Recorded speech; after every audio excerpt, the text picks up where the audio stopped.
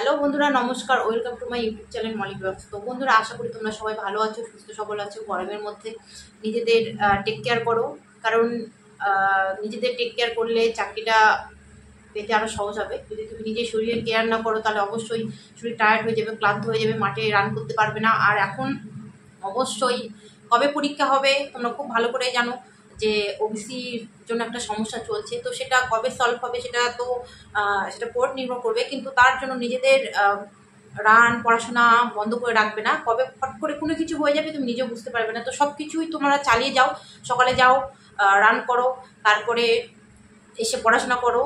তো বন্ধুরা, আমি যে রুটিন ফলো করে আমার টাইমিং 7 থেকে 800 মিটার, যেটা আমি করতাম, যখন আমি 800 মিটার প্রথম দৌড়াতাম, মানে আমি যখন একদম ফার্স্ট মাঠে, তখন আমার 6 থেকে 6.5 7 মিনিটও লেগে যেত 800 মিটার কমপ্লিট করতে। তো লজ্জার কিছু নেই, আমি যেটা নিজে ফেস করেছি যে আমার 8 মিনিটও কখনো লেগেছে যখন ফার্স্ট কারণ প্রতি 1 মিনিটে আমি 100 মিটার কমপ্লিট করতাম। সেই রকম রানের স্পিড ছিল না, শরীরের স্ট্রেংথ ছিল না। আগে এরকম ছিলাম না, আগে খুব হেলদি ছিলাম, শরীরে এত স্ট্রেংথ ছিল না। তো শরীরের স্ট্রেংথ আনতে হবে। সবার ফার্স্ট তোমাকে যখন তুমি 800 মিটার কমপ্লিট করবে, সবার প্রথমে 4 মিনিটে তোমাকে শরীরের স্ট্রেংথ আনতে হবে। তার জন্য আমি যেসব রুটিন দিয়েছি সেই রুটিনটা অবশ্যই ফলো করো।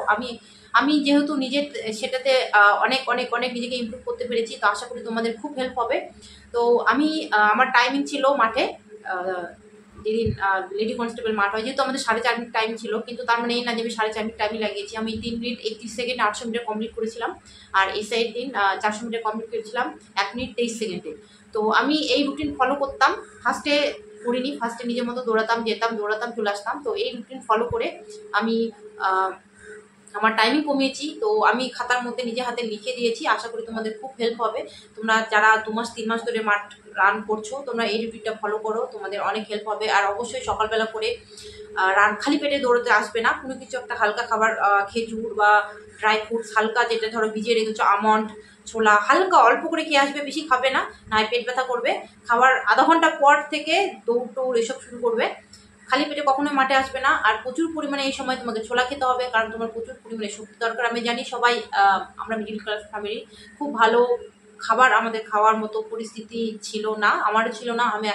তোমাদের যতটুকু হবে এই সময় সব থেকে বেস্ট হবে ছোলাটা খাও। আর দেখো, আমি শেয়ার করেছি হাতে লিখে, তোমরা একটু প্লিজ কষ্ট করে ম্যানেজ করে নিও। তো চলো, ভিডিওটা আমি তোমাদের সাথে দিবে। তোমরা এখন থেকেই নিজেকে প্রিপেয়ার করো, কারণ মাঠে প্রচুর কম্পিটিশন হবে এবার। মাঠে বেশিরভাগ মেয়ে মাঠে কাটা যাবে, কারণ 4 মিনিটে 800 মিটার মানে পার করা আমার পক্ষে তো খুবই কঠিন ছিল। তোমাদের পক্ষেও অবশ্যই কঠিন হবে যদি তোমরা প্র্যাকটিস না করো। তো চলো, আমি কি রুটিন ফলো করতাম, চলো দেখতে থাকো। তো বন্ধুরা, এই যে দেখতে পাচ্ছ 800 meter run for lady constable, মানে এটা শুধুমাত্র মেয়েদের জন্য আমি তৈরি করেছি। তো দেখো, এখানে সোম থেকে শুরু করে রবিবার পর্যন্ত তোমরা কি রুটিন ফলো করবে, আমি যেটা ফলো করেছি সেটাই তোমাদের দিচ্ছি। আশা করি তোমাদের খুব হেল্প হবে। তো দেখো, সবার প্রথমে নিচে চলে আসো, এই যেখানে দেওয়া আছে দেখো। সবার প্রথমে আমরা কি ভুল করি, আমি যেটা করতাম, সবার প্রথমে গিয়েই আগে দৌড় শুরু করে দিতাম। তারপরে কি হতো, দৌড় শুরু করার পরে একটু স্কিপিং করতাম, ব্যাস, তারপর বাড়ি চলে আসতাম। তারপর পায়ের এই শিনপেনের ব্যথায় পরের দিন আর রাস্তায় দৌড়াতে পারতাম না, যেহেতু আমি রাস্তায় প্র্যাকটিস করতাম। পরের দিন আমি আর দৌড়াতে পারতাম না, পা ব্যথায় কষ্ট পেতাম। তো আমি তোমাদেরকে যেটা বলবো, সবার প্রথমে তোমরা মাঠে যাও, রাস্তায় যাও, যে যেখানে দৌড়াও সেখানে যাবে, সবার প্রথমে আগে ওয়ার্ম আপ করবে, ঠিক আছে? তারপর হালকা স্ট্রেচিং করবে, দৌড়ের আগে যেসব স্ট্রেচিং হয়। তারপর তোমরা রান করলে, প্রতিদিন রান না, দিচ্ছে পাচ্ছ রুটিনে কি আছে, প্রতিদিন রান না, কোনোদিন রান করলে, কোনোদিন ওয়ার্কআউট করলে। তারপরে আবার সব যখন কমপ্লিট হয়ে যাবে, যখন বাড়ি ফিরবে, তার আগে অবশ্যই 10 মিনিট স্ট্রেচিং করতেই হবে। স্ট্রেচিংটা মাস্ট। তুমি যদি স্ট্রেচিং করে বাড়ি রিটার্ন আসো, পরের দিনের জন্য তুমি নিজেকে প্রস্তুত করে রাখলে।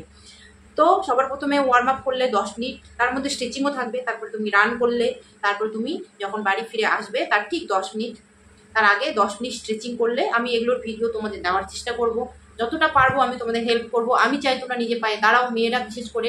অনেকে অনেক কমেন্ট করো যে তার কারো হাজবেন্ড মারা গেছে, একটা দিদি, তার একটা ছোট বাচ্চা আছে, তার জন্য সে পড়াশোনা করছে, তাকে চাকরি পেতে হবে, কারো হাজবেন্ড আছে তাকে সাপোর্ট করে না। আমি এইসব কমেন্ট প্রায় পাই। তো আমি সেসব দিদিদের বলবো, দেখো, তোমরা এতদিন সবার জন্য সংসার করেছো, সব মা বাবার কথা ভেবেছো, সব হাজবেন্ডের কথা ভেবেছো, কিন্তু এখন নিজের কথা ভাবো। যদি তোমার মনে হয় যে আমাকে চাকরিটা পেতে হবে, তো তুমি এখন নিজের জন্য খাটো, নিজের জন্য টাইম দাও, নিজেকে টাইম দাও, নিজের জন্য টাইম দাও।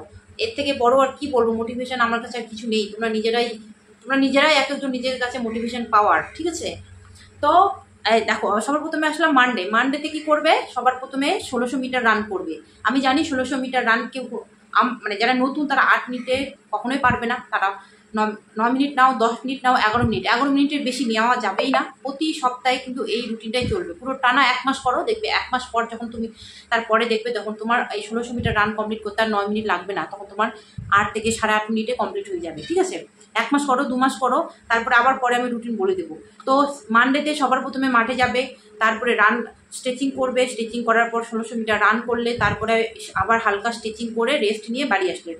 তারপরে টিউসডেতে কি করবে, দেখো প্রতিদিন তুমি একই রুটিন ফলো করবে না। একই রুটিন যদি প্রতিদিন ফলো করো তাহলে তোমার কিন্তু টাইমিং কমবে না। ঠিক আছে, যেহেতু শুধু দৌড় মানে এই না যে তুমি শুধু প্রতিদিন গেলে মাঠে এক নাগারে দৌড় শুরু করলে, দৌড় করে বাড়ি আসলে, তাহলে কিন্তু তুমি 4 মিনিট কেন, তুমি তো 4 মিনিটে ওখানে হবে না। তোমাকে ওখানে সবসময় বাড়িতে প্র্যাকটিস করতে হবে। 3 মিনিট 40 সেকেন্ডে তোমাকে 3 মিনিট 40 থেকে 45 সেকেন্ডে তোমাকে 800 মিটার কমপ্লিট করতে হবে। তার বেশি তুমি নিতে পারবে না, কারণ ওখানে অনেক, তুমি মাঠে দৌড়াচ্ছ একজন, কিন্তু ওখানে তোমাকে একসাথে 20 জনকে ছাড়বে।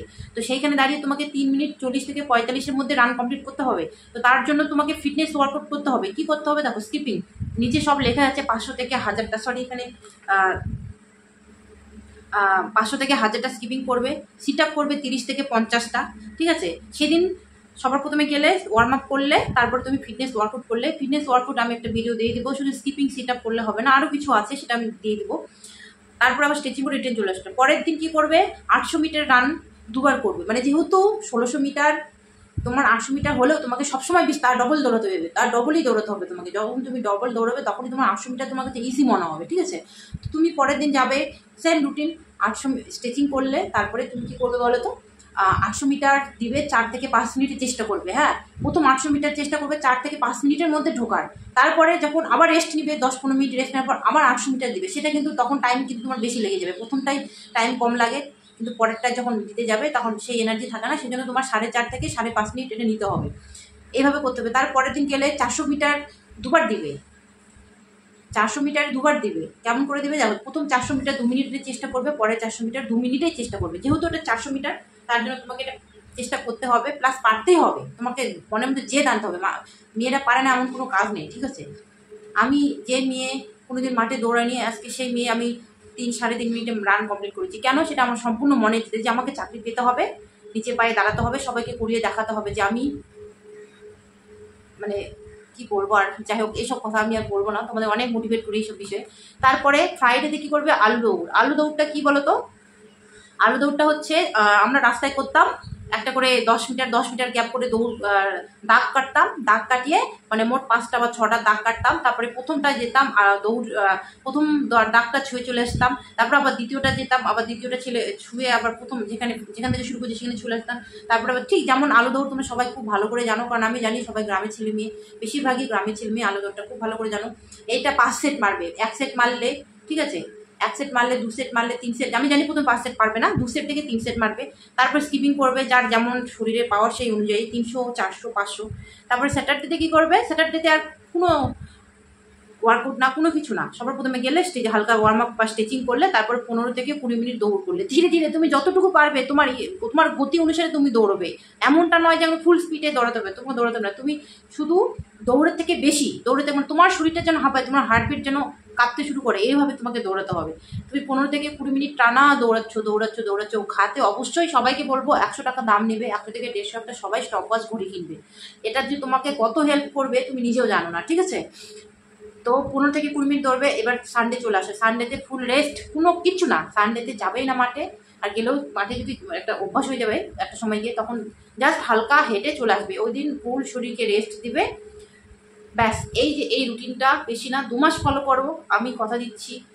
আমি এটাতে অনেক অনেক অনেক ইমপ্রুভ হয়েছি। আমি আগে মাঠে যেতাম, প্রতিদিন দৌড়াতাম, তো তারপরে দৌড়ানোর পরে সেরকম আমার প্রোগ্রেস হচ্ছিল না। তারপরে আমি এরকমভাবে নিজের সব কিছু, নিজেকে না ভাবলাম যে না সব কিছু করতে হবে, ওয়ার্ম আপ করতে হবে, সব কিছু ওয়ার্কআউট করতে হবে, দৌড়াতে হবে। তারপরে আস্তে আস্তে এইরকম ফলো করে আমি আমার টাইমিং 3 মিনিট 17 সেকেন্ড, বাদ দাও ওটা মাঠে ছিল, 3 মিনিট 30 সেকেন্ডে মাঠ কমপ্লিট করেছিলাম। আর এসআই যে মাঠ ছিল সেই এসআই মাঠ কমপ্লিট করেছিলাম। আর এসআই তো 400 মিটার হয়, সেই এসআই মাঠ কমপ্লিট করেছিলাম 1 মিনিট 23 সেকেন্ডে 400 মিটার কমপ্লিট করেছিলাম।